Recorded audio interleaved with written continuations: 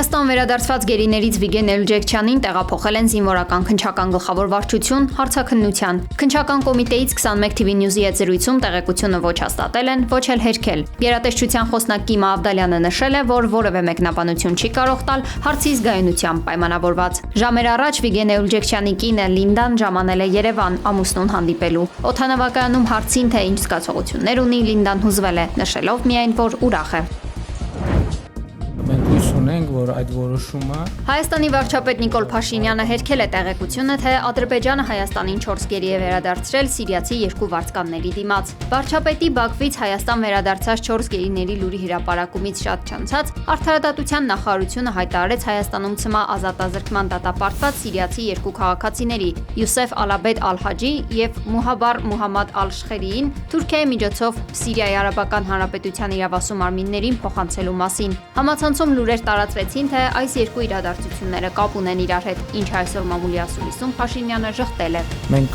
ուզում ենք եւ աշխատում ենք նաեւ Սիրիայի Արաբական Հանրապետության հետ մեր հարաբերությունների հետագա զարգացման ուղղությամբ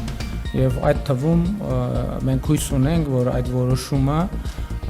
որը բարեկամական որոշում է Սիրիայի նկատմամբ, այդ թվում Սիրիայի հայ համայնքի շուրջ մթնոլորտը ավելի նպաստավոր կդարձնի։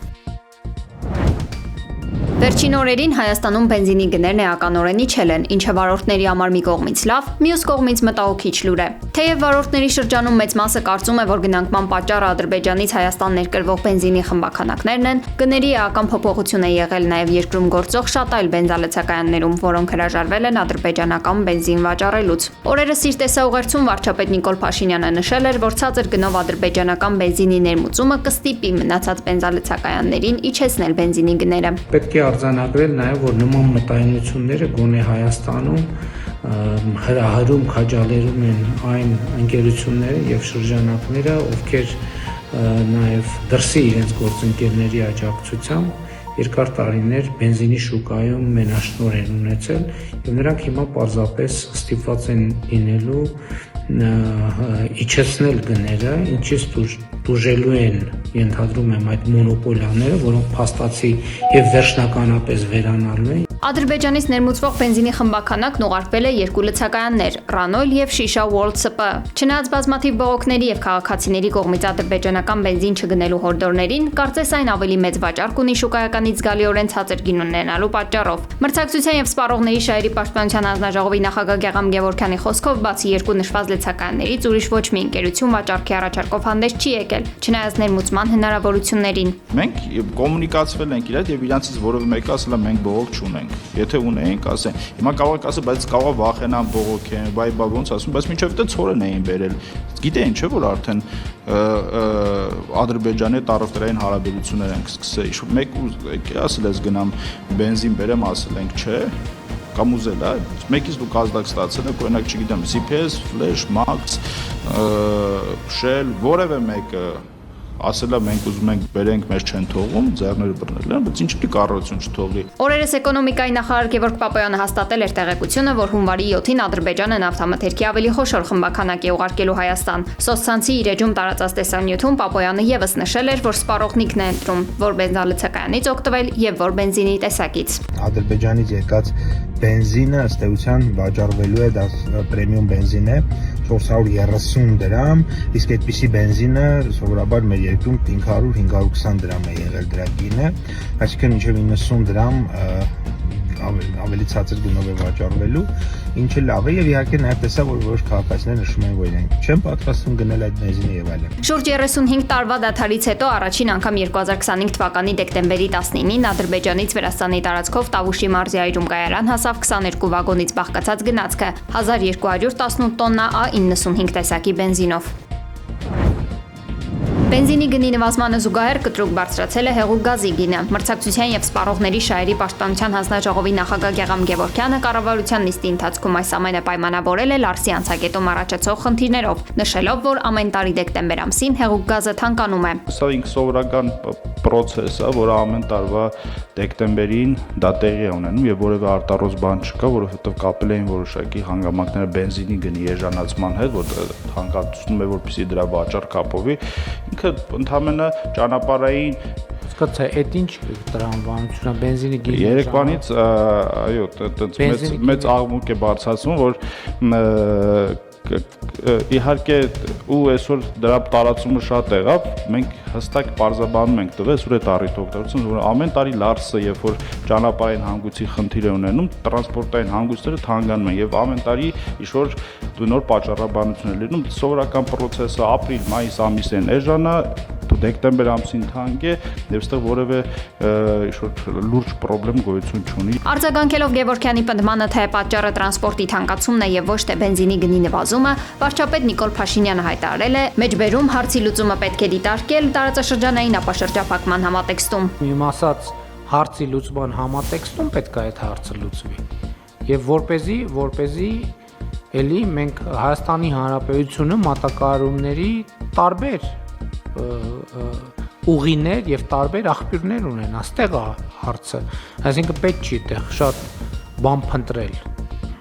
Եվ մենք պետքա գնանք այդ ճանապարհով եւ գնում ենք այդ ճանապարհով եւ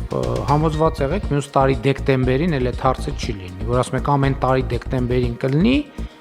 մյուս տարի չէ, այս տարի դեկտեմբերին էլ չի լինի այդ հարցը։ Էկոնոմիկայի նախարար Գևորգ Պապոյանն էլ հավելել է, որ Հայաստան հեղուկ գազը գալիս է Ռուսաստանի Դաշնությունից, Վերին Լարսով եւ Իրանից։ Պապոյանի խոսքով առաջիկայում այս հարցը կլուծվի երկաթուղային հաղորդակցության միջոցով, ինչը ի տարբերություն ներկայիս տարբերակի խնդիրներ չի առաջացնում։ Ինչ է տեղի ունենում, սովորաբար Հայաստան հեղուկ գազ գալիս է երկու հիմնական ուղղությամբ՝ Ռուսաստանի Դաշնություն, Վերին Լարսով եւ Իրան։ Հայտնի հանգամանքներով պայմանավորված երկու ուղղություններով բարդություններ կա։ Մի դեպքում ձյան առատ տեղումներ, մեկ այլ դեպքում գիտենք։ Եվ այս պայմաններով պայմանավորված բոլոր գործարարներին մեր առաջարկը հետևյալն է եղել, որ ժամանակն է արդեն օգտվել երկաթուղային հաղորդակցությունից եւ կարծում ենք, որ առաջիկայում այդ հարցը մեկընդմիշտ կարողանանք լուծել, որովհետեւ երկաթուղային հաղորդակցությունը այդպիսի խնդիրների առաջ չի կանգնում, ինչպիսին օրինակ Վերին Լարսը։ Փոխվարչապետ Մհեր Գրիգորյանն էլ նշել է, որ հեղուկ գազը հնարավոր է բերել երկաթուղով։ Նա վստահություն է հայտնել, որ առաջիկայում հեղուկ գազը հնարավոր կլինի ներկրել հենց այդ եղանակով։ Հարևան Իրանում բողոքի զանգվածային անհնազանդություններում զոհվել են նաև հայեր։ Լրագրողների հետ զրույցում Սփյուռքի գործերի հանձնակատար Զարե Սիրանյանը անդրադարձել է այդ թեմային։ Մեկ զոհը հաստատված է, կարծեմ երկրորդն է հաստատված, բայց ավելի մեծ թվերի մասին։ Երեքսուն 12 Գիտեք, այդ թվերը ասում ես եմ լսել, 16 եմ լսել, բայց հաստատված էջմինն է եւ Նա նշել է նաև, որ Իրանում Հայաստանի դեսպանատան հետ կապն ընդհատվել է, տեղեկություններ են ստանում միայն Իրանից ժամանող անձանց միջոցով։ Օրեր առաջ Սիրանյանը նաև հայտնել էր, որ չեն կարողանում կապվել Հայաստանի քաղաքացիների հետ։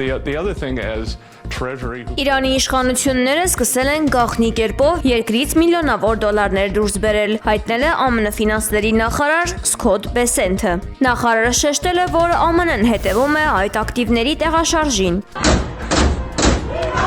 ԱՄՆ-ի եւ Իրանի միջև հնարավոր ռազմական գործողությունների մտավախությունների ֆոնին ավելի քան 5 ժամ փակ մնացած Իրանի օդային տարածքը վերաբացվել է, չեղարկվել եւ հետաձգվել էին մի շարք չվերթներ, այդ թվում նաեւ Հայաստանից։ Իրանի արտգործնախարար Աբբաս Արաղչին հայտարարել է, որ օրեր շարունակ բողոքի ակցիաներին մասնակցող մարդկանց մահապատժի ենթարկելու որևէ ծրագիր չունեն։ Նա հերքել է ավելի վաղ արևմտյան լրատվամիջոցների տածած տեղեկությունը, թե երկրում ցույցերի ժամանակ սպանվել է 2500-ից մինչև 12000 ցուցարար, նշելով, որ զոհերի թիվը մի քանի 100 է։ Արաղչին կրկնել է, որ ակցիաներն իրականացրել են դրսից եկած ահաբեկչական խմբերը, որոնք հարձակվել ու կրակել են ոստիկանների եւ իրավապահների վրա։ Նախարարի խոսքով այդ ահաբեկիչների նպատակը մեկն է եղել՝ ԱՄՆ-ին ներքաշել հակամարտության մեջ։ Նա հայտարարել է, որ իրենք ամբողջությամբ տիրապետում են երկրում ստեղծված իրավիճակին։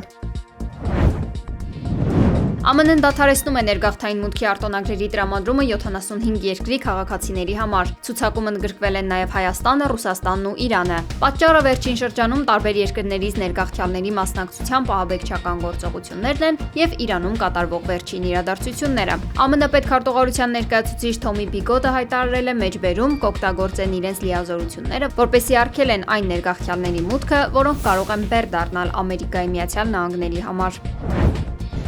Իսրայելում 4.2 մագնիտուդ ուժգնությամբ երկրաշարժ է գրանցվել։ Եվրոպական միջերկրածովյան սեյսմոլոգիական կենտրոնի տվյալով ցնցումները գրանցվել են առավոտյան։ Էպիկենտրոնը գտնվել է Մերիալ ծովի շրջանում, Դիմոնա քաղաքի մոտակայքում։